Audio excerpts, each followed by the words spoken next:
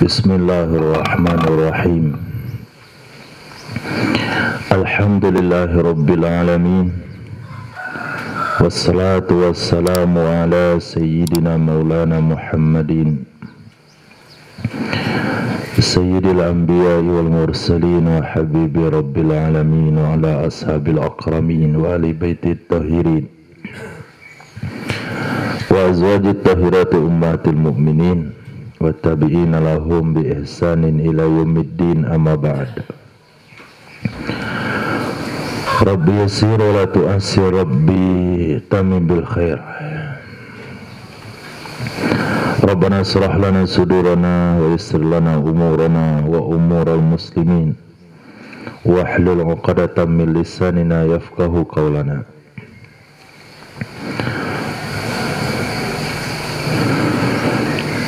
Qala al-mu'allif rahimahullah wa qaddasallahu sirrah wa adama nafa'a bi ulumihi wa barakatihi wa nafahatihi wa madati wa karamati fid darin, amin. Wa yusannu ayyam kutha mu'atakifan ila salatil aidi, dan disunahkan bahwa i'tikaf, bahwa menetap ia seseorang dalam masjid, mu'atakifan hal keadaan i'tikaf sampai salat Id.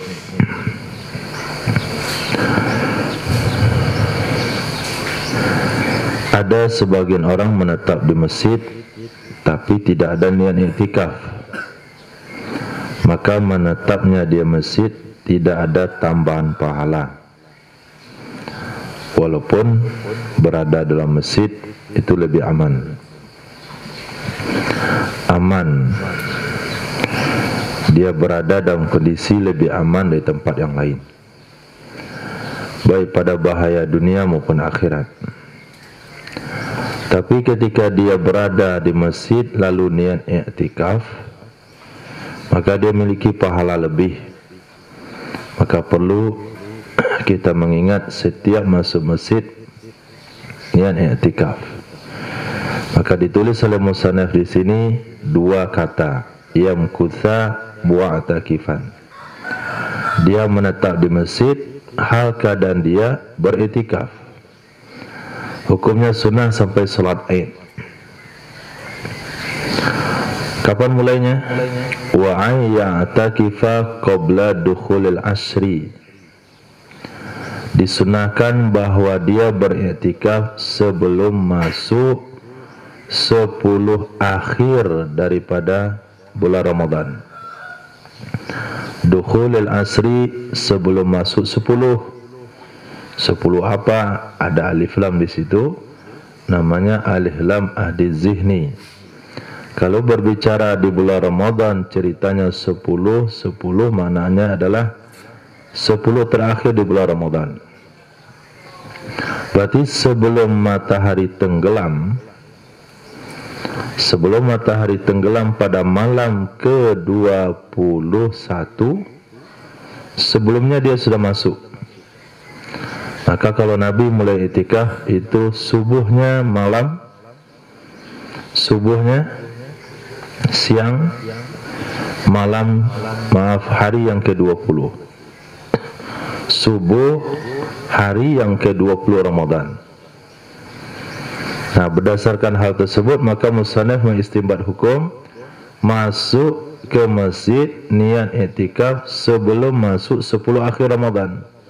10 akhir Ramadan adalah 21, 22, 23. Hari di dalam Islam dimulai pada malam hari. Berarti malam 21 sebelumnya dia sudah masuk, boleh asar, boleh zuhur, dan boleh subuh. Wa yuta'akkadu iksarul ibadatil mazkurati fihi, dan ditekankan memperbanyak ibadah-ibadah yang telah disebutkan fihi padanya 10 akhir.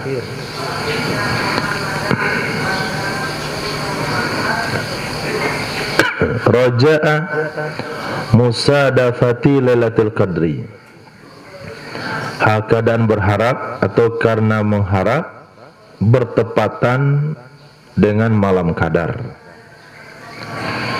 Disunahkan memperbanyak ibadah-ibadah yang disebutkan, yaitu membaca Quran, bersedekah, i'tikaf pada 10 akhir Ramadan, karena mencari atau berharap mendapatkan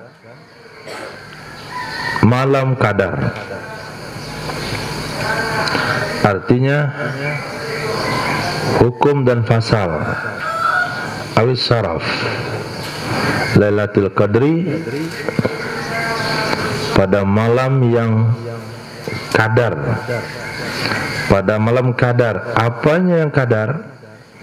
Bisa saja hukumnya, bisa saja fasalnya, bisa saja kemuliaannya. Faslu bisad muhmalah ma yujadu fi ghalibin nuskha min annahu biddad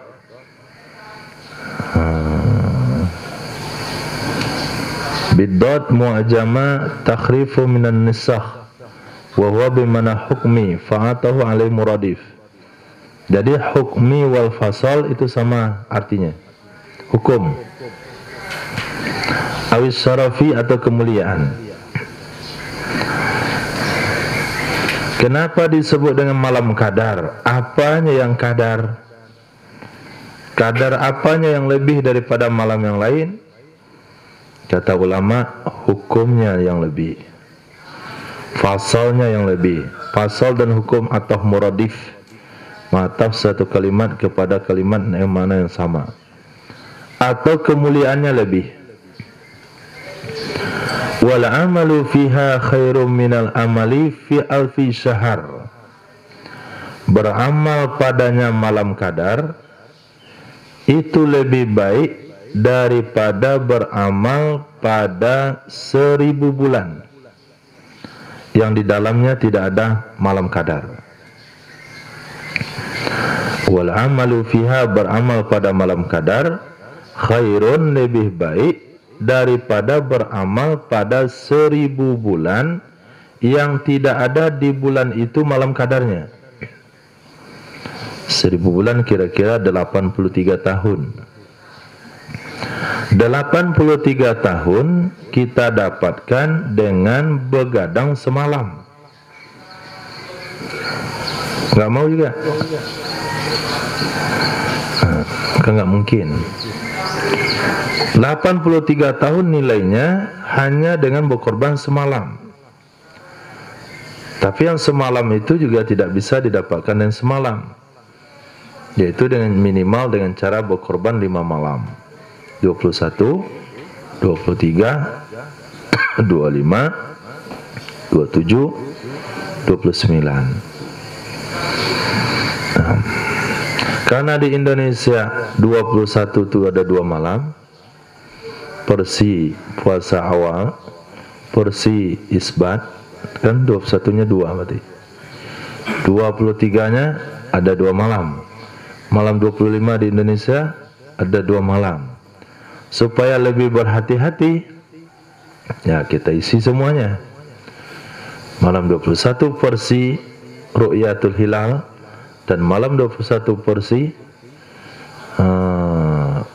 hisab, keduanya kita isi. Berarti kita perlu masa 10 malam. 10 malam lalu meraih 83 tahun. 10 malam kali 1000 bulan, berarti 30.000 hari. 30.000 hari. 30.000 hari dengan berkorban 10 hari. 30.000 10 hari. Berapa kali lipat? Hah? 3.000 kali lipat. 3.000 kali lipat ganda. Kalaulah itu dengan bicara dunia, maka tidak ada satupun yang melewatkannya.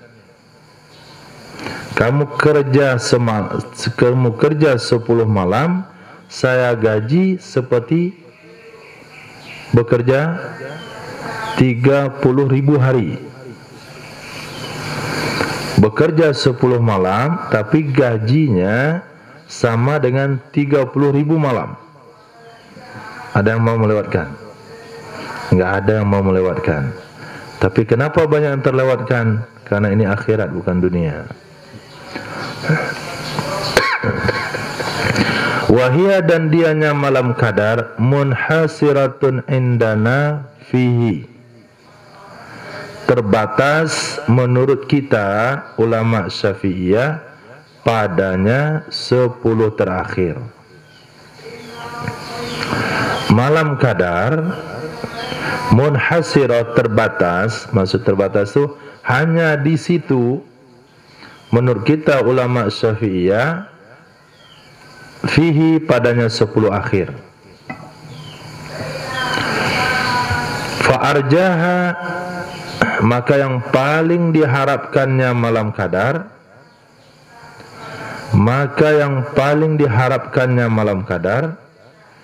itu bahasa kitabnya, bahasa yang mudah dipahami.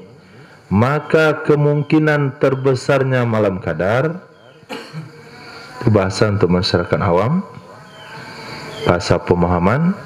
Maka kemungkinan terbesarnya malam qadar ada pada autaruh, yang ganjil-ganjilnya 10 akhir, 21, 23, 25, 27, 29, 5 hari. Wa arja autariha, kemungkinan terbesarnya yang ganjil-ganjilnya 10 akhir, kemungkinan terbesar dari yang ganjil-ganjil tadi 21, 23, 25, 27, 29, itu mana kemungkinan terbesar? Menurut Imam Syafi'i, ini bukan berdasarkan hadis, ini berdasarkan pengalaman, yaitu malam 1 atau 3 dan 20. 1 dan 20, 21 atau 3, 23. Ini pengalaman hidup Imam Syafi'i. Menurut beliau, penelitian beliau, pengamatan beliau, selama hidup dengan malam qadar itu sering ketemu pada malam 21 dan malam 23. Kalau di tempat kita jarang orang mempertanyakan hal ini. Kalau tempat-tempat orang lain ini perkara yang sering dipertanyakan. Kalau sudah masuk pada malam 29 Ramadan atau masuk pada malam 21 Ramadan, paginya bertemu sama kawan, mana tadi malam? Malam qadar enggak? Hah? Tadi malam qadar enggak? Oh, enggak tahu, saya ketiduran tadi malam. Saya rasa tadi malam qadar. Ketika saya etikaf di masjid, berdeli buru lomba saya. Kayak ada yang mengaji ramai-ramai. Kata yang lain enggak. Nah, itu kamu aja yang takut etikaf di masjid. Jadi menjadi buah bibir. Malam qadar itu kapan? Ketemu para masyayikh juga. Kira-kira menurut Syekh malam apa tahun ini malam qadar hari apa? Kata Syekhnya malam 27 kemarin saya jumpa. Tapi enggak pasti. Kenapa? Karena besok paginya ciri malam qadar itu adalah hari terang cerah secerah-cerahnya, terik seterik-teriknya, tapi tidak terasa panas matahari. Ini ciri kalau tadi malam qadar. Nah, cirinya datang belakangan. Kedatangan sebelumnya tentu kita bisa cek ini, tapi datangnya belakangan. Itu kehidupan masyarakat yang punya perhatian terhadap agama, punya perhatian terhadap malam qadar. Ada juga masyarakat yang punya perhatian berlebihan. Apa perhatian berlebihan? Yang sudah bercampur dengan kebohongan, dia ngaku ketemu malam qadar tadi malam. Pagi-pagilah langsung jadi karamah dia, kemudian jadi dukun. Nah, itu ada tempat begitu. Banyak orang datang bawa air situ, tuh tiup. Entah obat, entah berkah. Kenapa? Si fulan ketemu malam qadar. Pada malam itu saya dikasih keris oleh Empu Gantring. Nah, situ lagi ketemu malam qadar, jumpa dengan Wiro Sableng, dia dikasih kapak maut. Ini sebagian masyarakat yang terlalu fanatik dengan malam qadar, akhirnya diplesetkan oleh setan. Ada orang ngaku-ngaku berdasarkan bisikan setan, dikasih benda-benda aneh, kemudian orang ramai datang ambil berkah, lama-lama jadi dukun. Itu ada juga sebagian tempat. Kalau model itu keadaannya, mendingan nggak ada perhatian sama sekali. Maka perlu tawasud, artinya punya perhatian.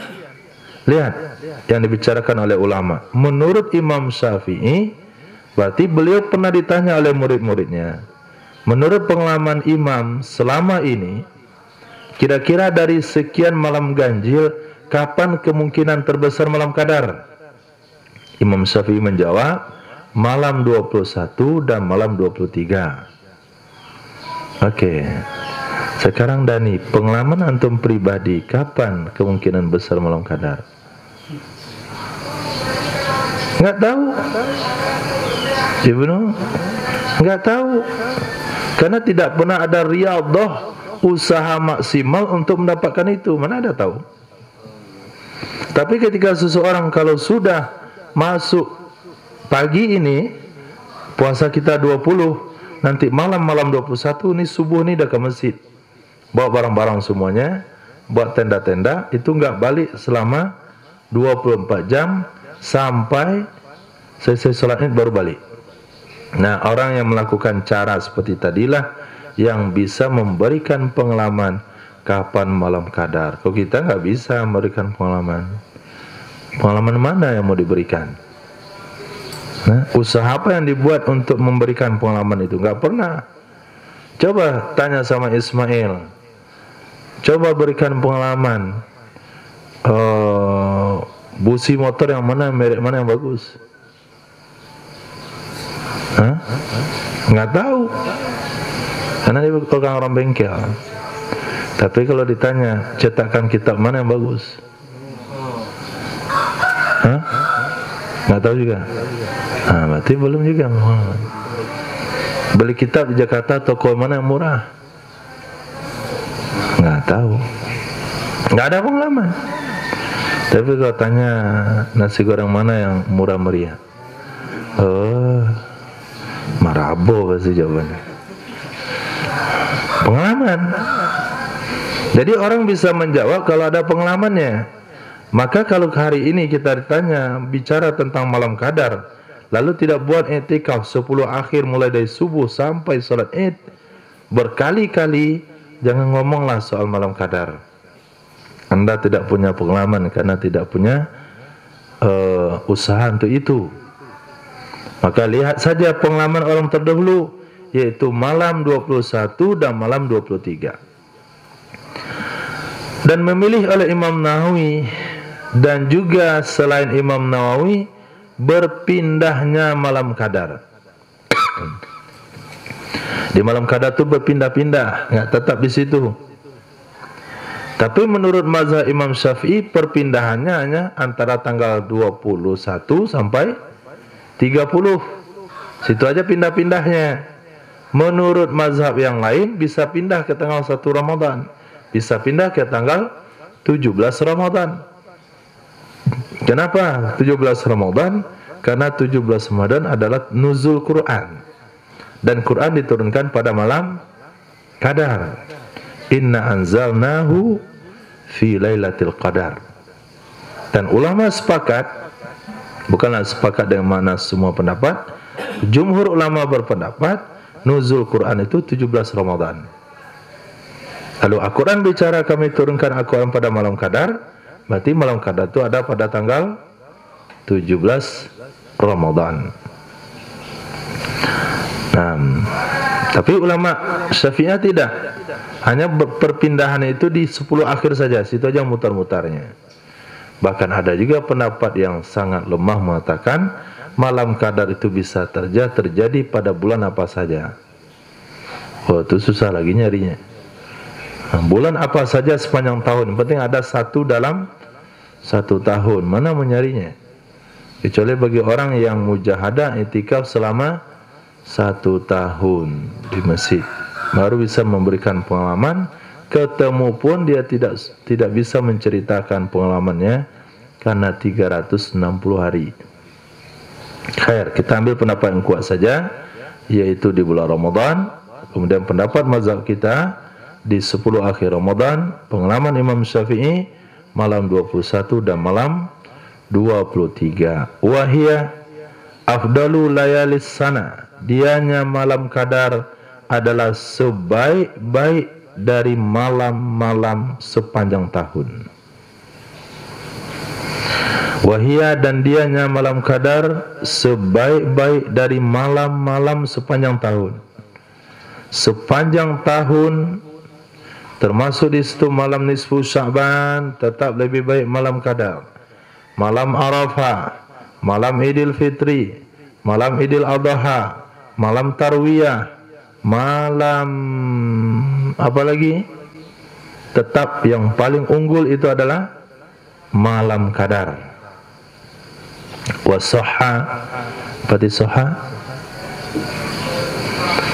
sahih hadis yang berbunyi man qama lailatal qadri imanan ay tasdiqan bi anna haqqun wa ta'ah wa ihtisaban talaban ridallahi ta'ala wa sawabi ghufira lahu ma taqaddama min dzambi. Ini sarahan daripada hadis dari Imam Jalaluddin, dari Imam Zainuddin Al-Malibari. Mangqama, siapa saja yang menghidupkan, siapa saja yang berdiri atau menghidupkan malam qadar imanan, karena iman. Apa maksud karena iman? Tasdiqan bi anna haqqun, karena membenarkan sesungguhnya malam qadar itu benar. Sesungguhnya malam qadar itu benar. Wa ta'ah, dan karena ketaatan kepada Allah, bukan karena kawan, bukan karena terpaksa, tapi karena meyakini malam qadar itu betul adanya dan dia pengen mencari. Dasarnya taat kepada Allah, bukan unsur yang lain. Wahtisaban, ihtisab. Apa makna ihtisab? Talaban liridallah, karena mencari bagi keridaan Allah Subhanahu wa taala, wa sawabah, dan pahalanya Allah, atau wasawabi, atau kepada liridha. Ghufira lahu, maka diampuni baginya seseorang, ma taqaddama min dzambi, apa saja yang telah berlalu dari dosa-dosanya. Ulama sepakat maksudnya adalah dosa kecil. Dosa kecil yang pernah dia buat 10 tahun yang lalu, 80 tahun yang lalu, itu akan diampuni oleh Allah Subhanahu wa taala. Dosa kecil. Wa fi riwayatin wa ma ta'akhkhar, dan juga dosa yang akan terbuat terakhir. Wa ma ta'akhkhar, dosa yang akan dibuat di akhir nanti. Mungkin dia akan terlibat setelah malam qadar itu dengan dosa kecil. Dosa setelah mendapatkan malam qadar itu pun mendapatkan pengampuan dari Allah Subhanahu wa taala. Meriwayatkan oleh Imam Baihaqi sebuah hadis yang berbunyi, man shallal maghriba wal isya'a fi jama'atin hatta yanqadiya syahrul ramadan faqad akhadha min lailatul qadri bihadin wafir. Siapa saja yang sholat maghrib dan sholat isya secara berjamaah sampai habis bulan Ramadan, maka sungguh telah dia mendapatkan dari malam qadar dengan bahagian yang banyak. Orang yang sholat maghrib dan sholat isya secara berjamaah hingga selesai bulan Ramadan, faqad akhadha, maka sungguh dia telah mengambil, telah mendapatkan dari malam qadar dengan jatah yang banyak. Pasti dia dapat malam qadar. Yang penting dia solat berjamaah maghrib dan isya. Apalagi kalau dia solat tarawih, kemudian 1 juz 1 malam, full setiap malam. Apapun halangan rintangannya, dia tetap hadir. Maka dipastikan orang itu sudah dapat malam qadar. Pasti dapat malam qadar. Tapi dia mengisi malam qadar hanya dengan maghrib, isya dan tarawih. Maka salat isya dia pada malam itu lebih baik pada salat isya 1000 bulan. Salat maghrib dia pada malam itu lebih baik pada salat maghrib 1000 bulan. Tapi yang kita harapkan kan bukan hanya dapat begituan. Yang kita harapkan adalah kita bisa mengisi malam qadar itu semaksimal mungkin. Itu harapannya. Maka salah tindakan kalau dia niat i'tikaf di masjid kemudian berlama-lama di luar masjid. Itu tindakan yang salah. Kenapa? Karena malam qadar itu udah lewat, udah berjalan terus detik-detiknya. Sementara ketika detik-detiknya berjalan, dia tidak ada dalam ibadah. Maka mendingan sama orang yang ada di rumah, nggak ngobrol sama siapa-siapa, tapi dia baca Quran. Itu juga masuk menghidupkan malam qadar. Dia sholat tahajud di rumah, itu juga masuk dalam kategori menghidupkan malam qadar. Iktikaf itu salah satu daripada menghidupkan malam qadar, salah satunya. Bukan berarti orang yang tidak iktikaf dia tidak dapat malam qadar. Bukan berarti begitu. Nah, ada juga orang yang mengisi malam qadar dengan dosa. Diisi malam qadar dengan dosa. Pada saat itu dia ghibah kira-kira 10 menit. Maka ghibah dia 10 menit itu lebih besar dosanya daripada ghibah 1000 bulan. Nah, itu bahayanya. Maka kalau dosa 10 akhir itu itu sangat berhati-hati sekali. Intinya di bulan Ramadan sangat berhati-hati sekali, jangan sampai terbuat dosa pada malam qadar sehingga dosanya lebih baik juga bahasanya daripada 1000 bulan. Bahaya. Waruya aidan, diriwayatkan juga sebuah hadis yang berbunyi man syahidal isya al-akhirah fi jama'atin min Ramadan. Siapa saja yang mengikuti salat isya yang akhir. Siapa saja yang mengikuti salat isya yang akhir. Kenapa dikatakan isya yang akhir? Karena maghrib juga dikatakan isya. Nah, maka dikatakan isya yang akhir. Fi jama'atin, secara berjamaah, min Ramadan, di bulan Ramadan, faqad adraka lailatul qadri, maka sungguh dia telah mendapatkan malam qadar. Wa sadza man za'ama, sadza, saz, arti saz adalah bertentangan dengan pendapat kebanyakan ulama, bertentangan dengan pendapat jumhur, orang-orang yang menganggap sesungguhnya malam qadar itu adalah malam nisfu Sya'ban.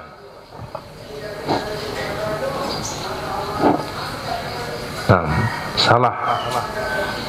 Itu pendapat saz, pendapat yang bertentangan dengan jumhur. Kalaupun ada yang berbaikan, ada kok ulama mengatakan malam nisfu Sya'ban itu malam qadar. Jadi nanti malam kita ramai-ramai menghidupkan malam nisfu Sya'ban.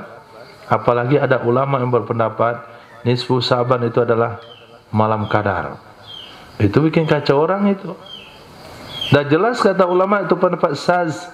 Kalau saz itu nggak usah antum omongin, nggak usah disampaikan, hanya untuk sekadar diketahui. Kalau ada yang ngomong seperti itu, kita sudah tahu dia sedang mengutip pendapat sebagian atau 1-2 ulama yang bertentangan dengan jumhur. Titik. Tutimmatun, disunahkan i'tikaf setiap waktu. Tutimmatun ini adalah penyempurnaan. Disunahkan i'tikaf pada setiap waktu. Apa itu i'tikaf? Lubuthun fawqa qadri tuma'ninatis shalah.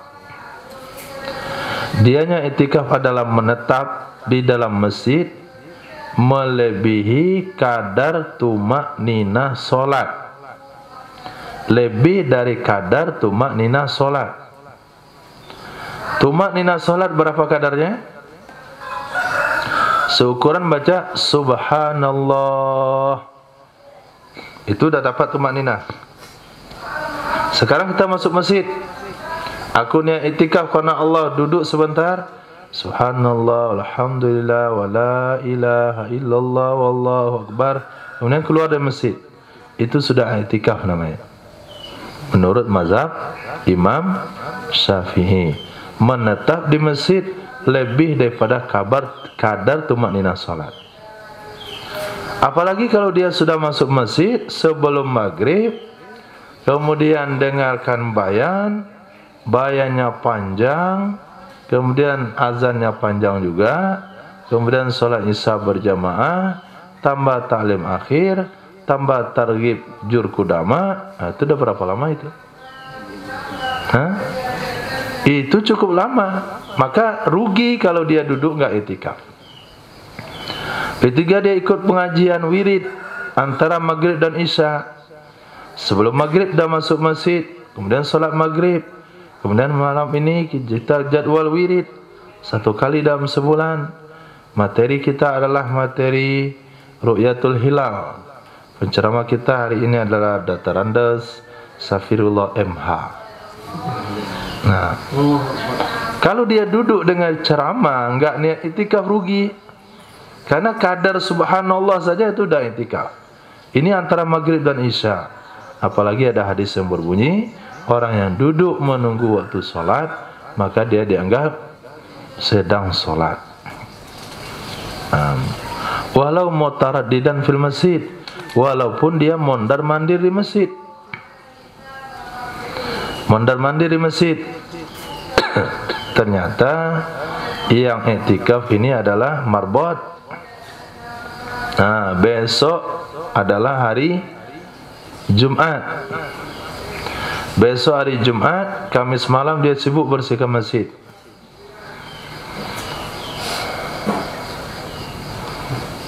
Nah, Kamis malam sibuk bersihkan masjid. Saat dia bersihkan masjid, dia niat i'tikaf. Besok hari raya Id, malam ni sibuk gelar karpet, bersih-bersih dan sebagainya. Selagi dia dalam masjid mondar-mandir kemana saja, ngepel masjid, bersihkan kaca, pergi ni, sapu itu, gulung ni, gulung itu, maka asal dia niat i'tikaf dapat pahala. Netap itu bukan berdiam diri, tetap enggak gerak-gerak, bukan begitu. Yang penting dia ada dalam masjid, mau mondar-mandir pun tetap dapat pahala. Au rahabatihi allati, atau terasnya masjid yang tidak diyakini adanya teras setelahnya masjid. Itu yang pertama. Boleh enggak i'tikaf di teras masjid? Boleh, tapi dengan beberapa syarat. Syarat pertama, tidak diyakini adanya teras setelah masjid.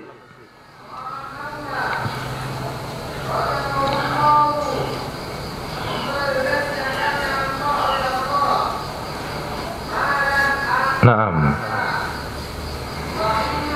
Tapi kalau kita tahu itu teras adanya setelah masjid, dari mana kita tahu? Lihat keramiknya. Nah, keramik dalam udah tua, kayak itu keramik zaman Belanda. Luarnya keramik baru. Ini adalah penambahan teras. Nah, kalau itu penambahan teras, nggak sah i'tikaf di situ.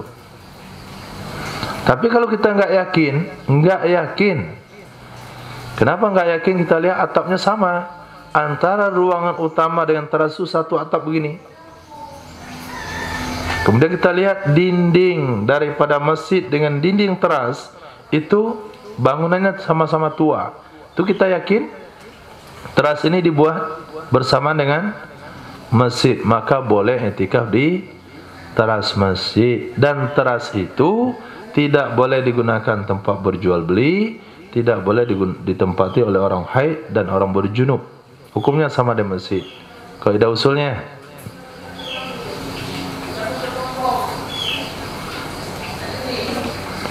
kaidah usul yang mengatakan teras sama hukumnya masjid.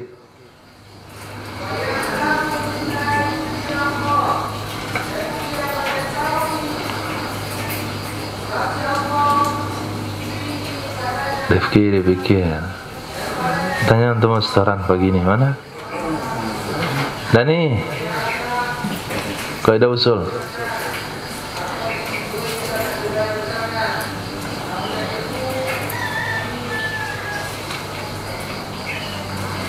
Al-Harim. Coba cari itu Al-Harim.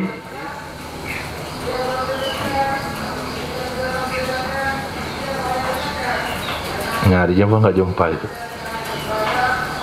Pokoknya dalam kaidah itu ada Al-Harim.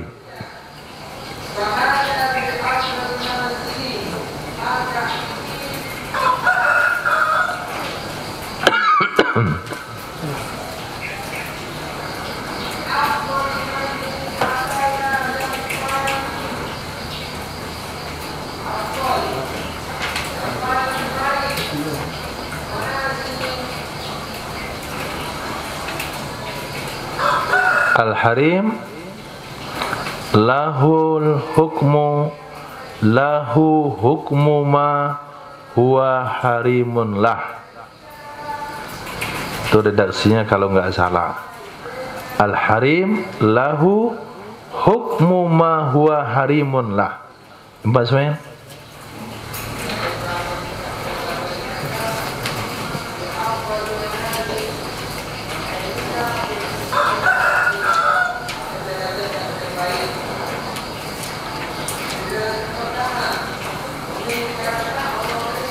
Ada?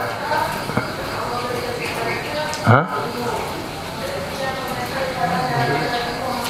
Nggak jumpa. Oke.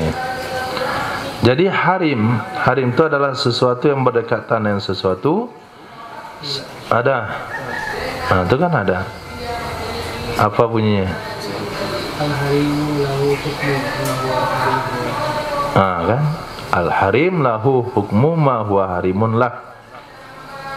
Jadi sesuatu yang menjadi harim sesuatu, harim itu adalah sesuatu yang berdekatan. Maka sesuatu yang berdekatan dan sesuatu, dia dapat hukum sesuatu itu. Masjid, yang dekat dengan masjid apa? Teras. Berarti teras adalah harim masjid. Maka baginya teras adalah hukum masjid. Itu kaidahnya. Teras adalah harimnya masjid. Maka bagi teras hukum masjid. Maka boleh i'tikaf di teras. Tidak boleh berjual beli di teras. Tidak boleh dagang madu di teras. Tidak boleh jualan parang di teras. Apalagi tidak boleh jual parfum di teras.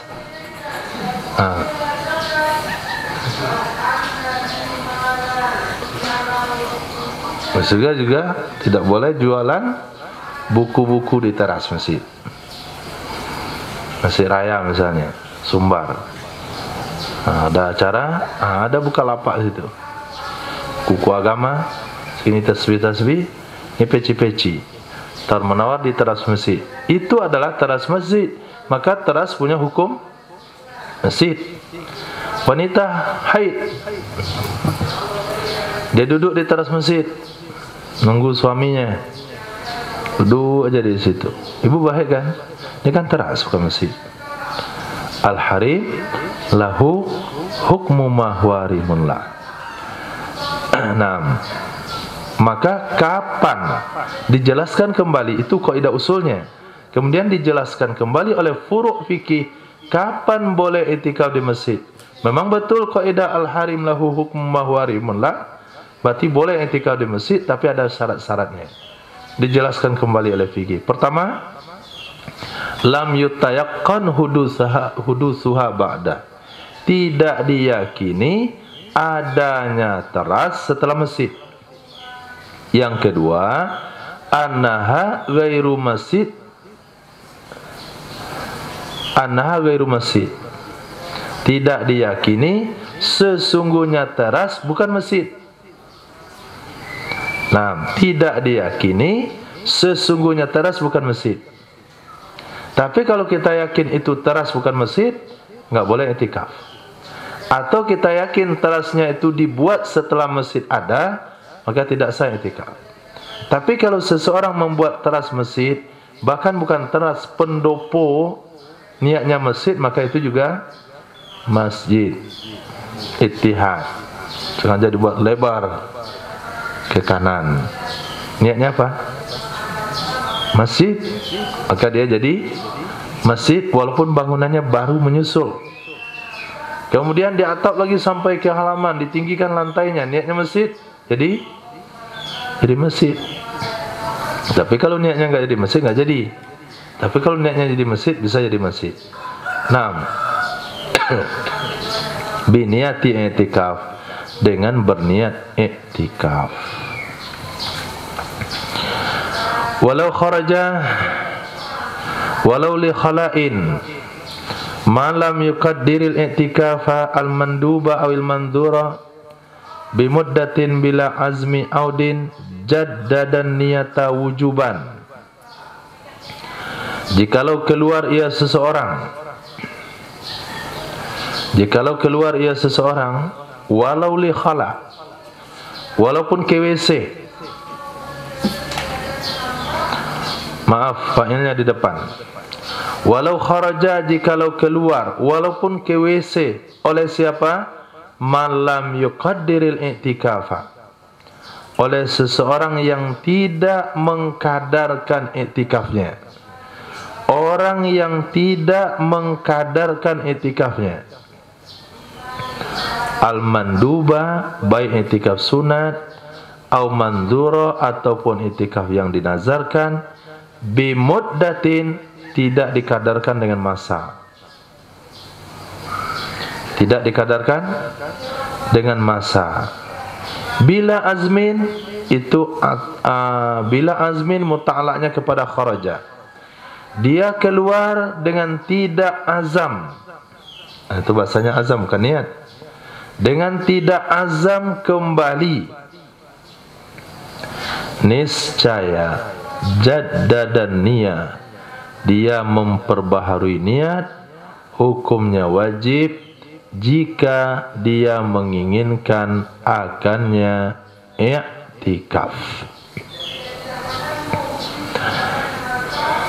Bisa dipahami hukum itu? Sudah? Contoh kasus, jika seseorang pergi sholat Jumat, lalu dia masuk ke dalam masjid niat i'tikaf. Kemudian setelah niat i'tikaf, beberapa saat sebelum masuk waktu sholat, dia kebelet buang air kecil. Lalu dia pergi ke WC, kemudian buang air kecil, berwudu dan masuk masjid kembali. Pertanyaannya, wajibkah dia mengulang niat i'tikafnya atau tidak? Dah paham soalnya? Lihat hukum di sini. Lihat hukumnya, lihat soalnya. Apa jawaban antum? Kenapa wajib?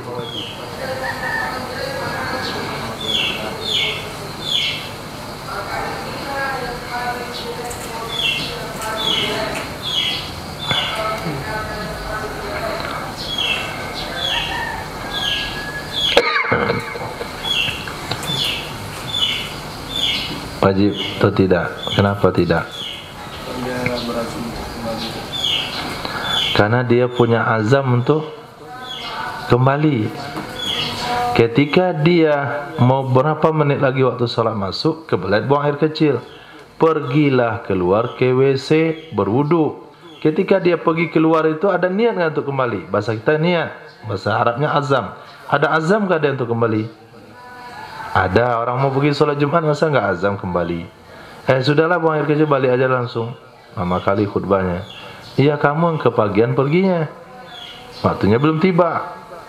Berarti nggak perlu niat itikaf lagi, karena ketika dia keluar sudah azam untuk balik lagi. Oke, kasus kedua, jamaah khurud 4 bulan tiap tahun. Lalu dia masuk ke satu masjid. Sampai di pintu masjid dikumpulkan jamaah di targhib. Kata Pak Amir, kita akan bergerak di masjid ini selama 1 minggu. Ketika bapak itu masuk ke masjid, dia niat itikaf, salat tahiyat, musyawarah. Dia tugaskan dia khususi Pak RT, Pak Lurah, Pak Camat, Gubernur, Presiden. Nah, kemudian dia balik ke masjid selesai khususi, perlu niat itikaf lagi? Kenapa Ismail?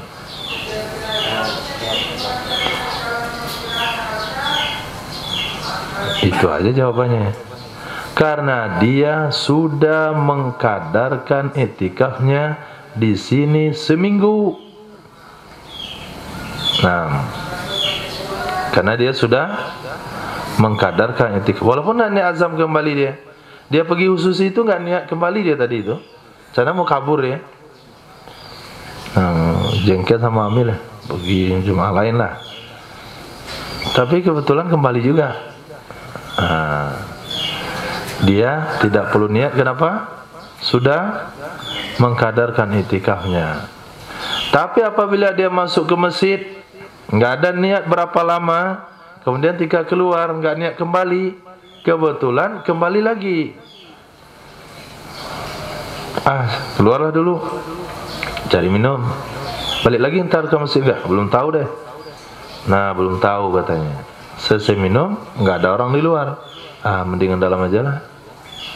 Tidur lagi lah. Nah, mana pada saat itu dia wajib mengulang niat i'tikaf. Oke, itu hukum. Wa kaza begitu juga idza ada ba'dal khuruji li ghairi nahwi khala'in man qayyadahu biha. Begitu juga apabila kembali ia seseorang setelah keluar bukan untuk selain, bukan bagi selain seumpama WC, man qayyadahu biha. Man qayyadahu biha, orang yang mengkaitkannya keluar dengannya WC.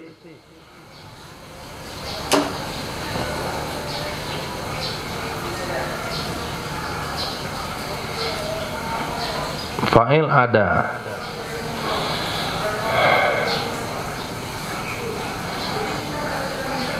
Linahwi ghairi khala' muta'ala dan khurud. Fa in kharaja linahwi khala' la yalmu tajiduniya wa anzur ma nahwal khala'. Wa yumkinu an yakuna al-muradu bi mahlu qada'il haja ghairul mu'addalaha. Lakin hadza in khassasa al-khala' bil mu'addalah wa ibaratul isad fiha isqatul lafzi nah wa huwa aula. Oke. Jadi ada perbedaan redaksi ulama. Tadi bahasa yang kita gunakan apa? Walau li khala'in. Walau kharaja walau li khala'in. Nah, wa kaza idza ada ba'dal khurjud li ghairi khala'. Harusnya li ghairi khala' itu bahasa yang lebih bagus. Enggak pakai nahwi. Kalau seumpama khala' itu ada berapa itu? Bisa saja ke WC, bisa saja kepentingan makan, bisa saja tuntutan mandi wajib. Itu masuk nahwil khala. Sekarang redaksi kitab Irsyad itu nggak pakai nahwi, dan itu lebih tepat. Contoh ada nahwi. Oke, ada. Begitu juga itu apa maksudnya? Begitu juga apa? Wajib mengulang niat. Apabila dia kembali, apabila kembali, fa'ilnya man di depan. Apabila kembali setelah keluar untuk selain WC. Nah, keluar untuk selain WC, untuk selain kepentingan buang air kecil, buang air besar. Siapa yang keluar? Siapa yang kembali? Man oleh seseorang yang mengkaitkan akannya i'tikaf dengannya masa. Contoh sehari. Contoh 1 hari. Berarti contoh kita tadi salah Ismail. Orang yang i'tikaf niatnya 7 hari di masjid, lalu dia pergi khususi, ketika mau masuk masjid wajib niat lagi. Wajib niat lagi. Kenapa? Karena keperluan dia keluar bukan untuk WC. Nah, hanya untuk WC saja nggak perlu niat. Kalau untuk selain WC, walaupun dia sudah tetapkan waktunya, dia i'tikaf sehari, 2 hari, tapi tuntutkan keluarnya itu bukan karena faktor WC, buang 1, buang 2, maka dia wajib niat kembali. Itu menurut pendapat ulama. Menurut pendapat yang lain, bukan hanya WC saja, tapi perkara penting yang nggak bisa ditunaikan di masjid. Perkara penting yang tidak bisa dibuat dalam masjid. Misalnya apa? Mandi junub, i'tikaf dia di masjid, dan dia zikir, tidur, mimpi. Nah, perlu dia mandi junub. Itu juga selesai mandi nggak perlu ulang niat. Itu kalau kita pakai pendapat linahwi. Nah, kalau gunakan bahasa linahwi, apa saja kepentingan yang wajib ditunaikan, baik di segi syariat maupun segi duniawi, makan misalnya, yang tidak mungkin dilakukan di masjid, itu kalau dia keluar untuk kepentingan itu, dia nggak perlu niat. Kalau kita pakai redaksi linahwi. Titik. Walau kharaja, maka jikalau keluar ia seseorang aziman li'audin, hakadan dia azam untuk kembali. Apa bahasanya Rifki? Azam itu apa?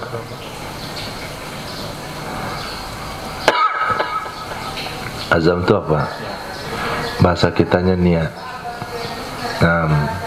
Jikalau seseorang keluar hakadan dia berniat untuk kembali. Nah, berniat yang saya ngomong itu bahasa Indonesia, bukan bahasa Arab. Nah, niat yang kita katakan dalam bahasa Indonesia, Arab bilangnya azam. Ketika dia baca hadis innamal a'malu binniyat, hanya saja seluruh amal bergantung kepada niat, maka dia katakan saya sudah niat sholat dari rumah. Nah, itu faktor bergesernya pemahaman fikih. Jangan tuh bilang tuh khilafiyah. Bolehlah berjamaah sama orang itu, sama orang imam itu, walaupun dia nggak niat, karena dia niat tadi dari rumah. Boleh, masih ada pendapat ulama. Itu bukan pendapat ulama, itu pendapat yang salah dalam memahami hukum. Karena dia pahami niat itu bahasa Indonesia dikira sama dengan bahasa Arab. Sedangkan bahasa Arab itu namanya nggak niat, disebut dengan azam. Lihat bahasa Arabnya. Falau kharaja aziman li'audin. Jikalau seseorang keluar dari masjid azam untuk kembali lagi nanti. Ketika kita terjemahkan begini ke dalam di hadapan tengah masyarakat, orang anggapnya azam itu siapa? Ayat cinta. Oh, bukan. Anak fulan, abang saya. Bukan azam itu. Nah, azam itu bahasa kitanya niat. Dia keluar dari masjid, niat kembali lagi. Fa'ada, ternyata dia memang kembali, tidak wajib memperbaharui niat. Wala yadurrul khuruju fi i'tikafin nawatatabu'ahu. Tidak mengapa keluar pada i'tikaf yang dia berniat urutkannya i'tikaf. Yang dia berniat mengurutkannya i'tikaf. Contoh, nawal i'tikafa usbu'. Dia niat i'tikaf seminggu. Seperti dia berniat i'tikaf seminggu atau sebulan yang berurut-urut, yang berturut-turut. Saya niat i'tikaf di masjid ini selama seminggu berturut-turut. Nah, itu niat dia. Ada diniatkan berturut-turut. Maka kalau dia pun keluar lalu balik lagi, maka i'tikafnya tidak batal karena dia sudah niatkannya berturut-turut. Jadi enggak perlu mentajdid niat. Dan dia keluar untuk qada hajat. Bukan keluar untuk yang lain. Tapi kalau dia keluar untuk yang lain, batal i'tikafnya. Perlu ulang lagi niat. Kalau i'tikafnya i'tikaf wajib, ulang lagi dari nol. Misalnya saya niat i'tikaf di masjid ini selama seminggu berturut-turut. Nazar atau wajib terhadap aku karena Allah. Lepas itu pada hari ketiga dia pergi keluar main bola sebentar. Dia main pempong di halaman masjid. Tak, sebentar, 2 kali